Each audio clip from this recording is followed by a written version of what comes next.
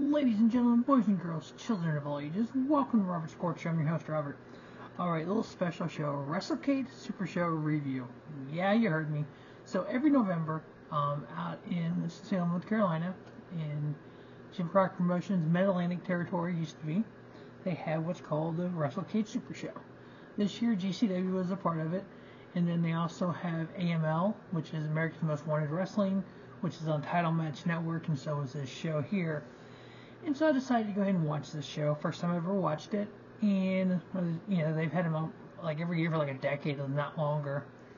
And it was a really good show. What's really neat about shows like this, WrestleCade SuperShow, is you have just a melting pot of talent.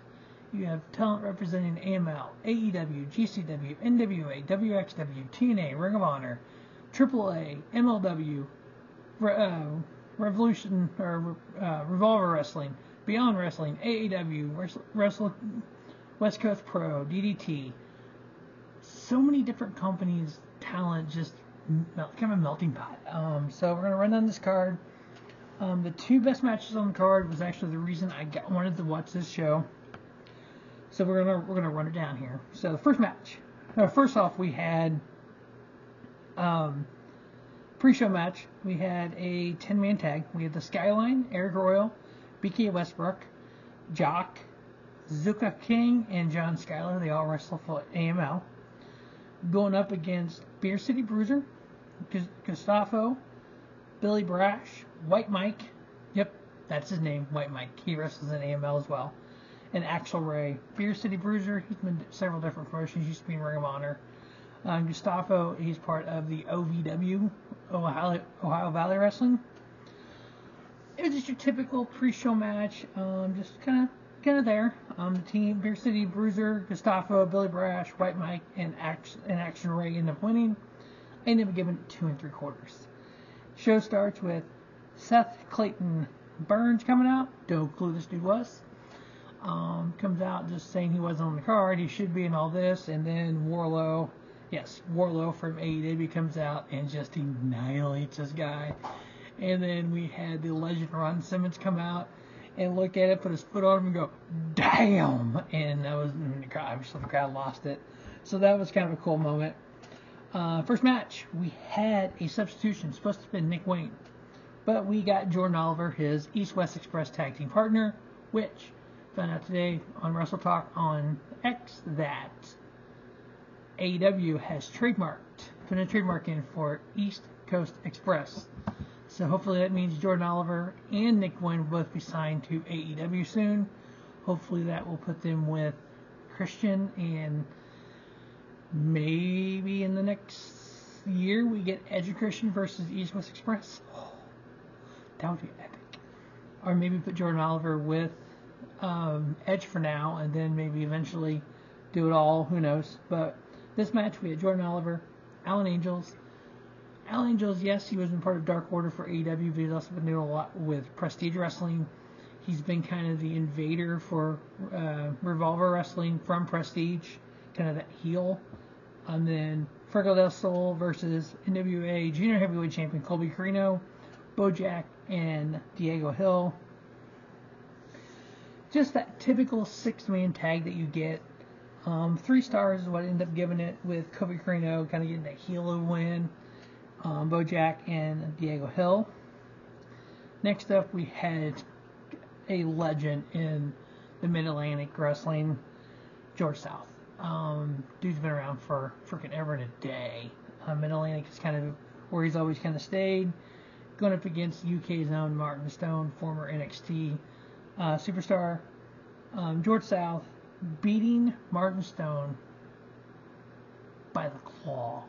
For those old school wrestling fans who knew the Von Erichs, that was their big finisher, was the claw. You don't see it nowadays, but the fact that George South was able to win with that in 2023, absolutely amazing.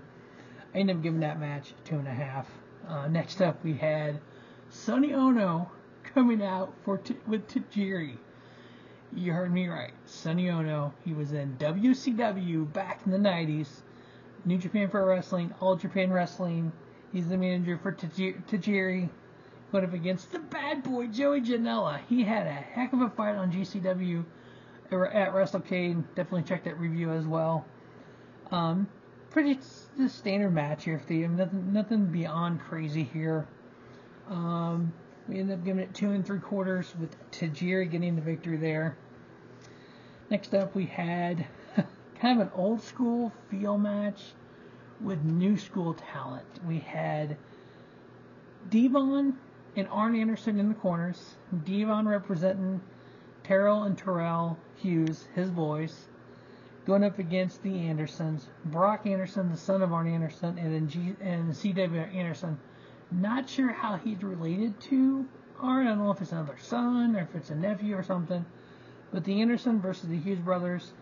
The Andersons aren't that big in stature, but the Hughes brothers are a little bit bigger than Devon. If you're going to be a tag team and you're brothers and you want to become a tag team, good thing your dad is one half of the greatest tag team ever, one of the greatest tag teams that ever wrestled in Devon.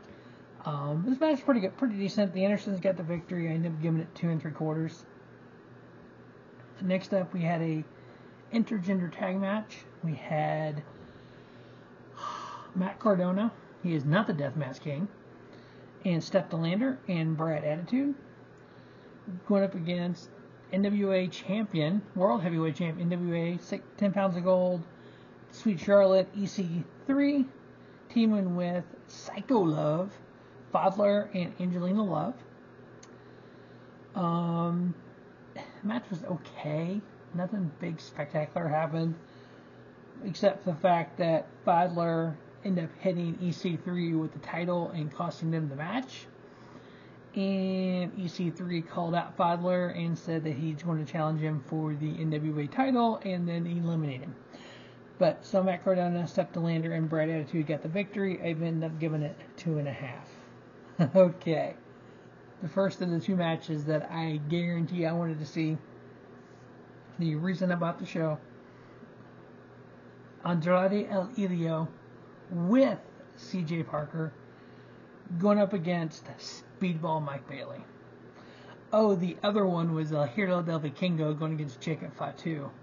Oh yeah, in the main event was the Hardy Boys versus Rhino and Heath Slater. Yeah, I wanted to see those matches too, but this was the first one of the big ones. This match did not disappoint at all. When you take a Lucha Libre legend in Andrade Hijo El Idolo going up against one of the best strikers in professional wrestling, you're going to have a good match. And we had a killer of a match here. The fact that some of the strikes that Bailey does is just unbelievable.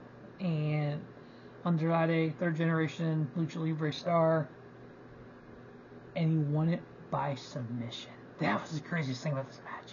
Of all the striking, and the fact that Mike Bailey's wife, Ada Scott, was on commentary with Kevin Gill, one of the best play-by-play guys in professional wrestling. I miss him so much from GCW. I'm glad he was on this call. And you take Bailey over in front of her and you start hitting on him, and she's just like, I don't get in his business when he wrestles. I don't get involved in his matches, you know. Doing it right in front of her. It's like, oh, dude, you just pissed off Speedball. And he did. Speedball got a few good strikes in. Ended up giving it 3 3/4. Definitely must watch. It's one of those matches of the year candidates. Obviously, 3 3/4 probably won't make the top 50. Maybe top 100 for sure. But you know what? It was still a damn good match. It was really worth watching. Next up, we had the top rope belt battle royal. We came down to the final 4 was Violent J, who was actually the 31st entrance. He came out later. Shane Taylor, the top 5. Richard Holiday, and then Brothers of Funstruction of NWA fame. Dabo and Ruffo. They got eliminated. They eliminated Richard Holiday. They got eliminated, which left Violent J and Shane Taylor, and then Violent J winning it. It was a fun little battle royal. It was like 30 people in one small ring. It was like, holy snap. The fact they brought Violent J out later and he wasn't immediately eliminated, it's like, I don't like that, but it's kind of cool though. I give it 3-star. And then we had, wasn't the main event, match of the night. We had El Hero del Vikingo and Jacob Fatu. Tango Kid's son, Jacob Fatu, the nephew of Rikishi, the cousin of the Usos. And he's the bigger cousin who does moonsaults. But yet he's an Uso. So yeah, it was just, the dynamic of Jacob Fatu was just amazing. And Vikingo, I know a lot of people think the flippy stuff, whatever. I enjoy that. I am a Lucha Libre first kind of guy. You give me the Will Ospreay, which is kind of the hybrid guy, the Jordan Olivers, the Vikingos, AJ when he first came up. You give me those kind of guys, I can watch his matches all day long. But Vikingo, Fatu, tore the house down.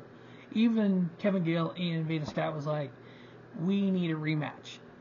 Tony Khan, if you're watching this, make that happen. Hey, I'm all in. I mean, do it on MLW, I don't care. Just do it somewhere. These two guys went out there and just tore it down. I mean, move after move. 630s, swantons, freaking... Jacob Fatu went to go for his patented, what is it? Whatever they throws on his shoulder and does the backdrop. Vikingo turned into almost a version of the Destroyer. It's like he put him up there and Vikingo spun around and did a flip like into almost a Destroyer. It's like, what just happened? I ended up getting a 4-star.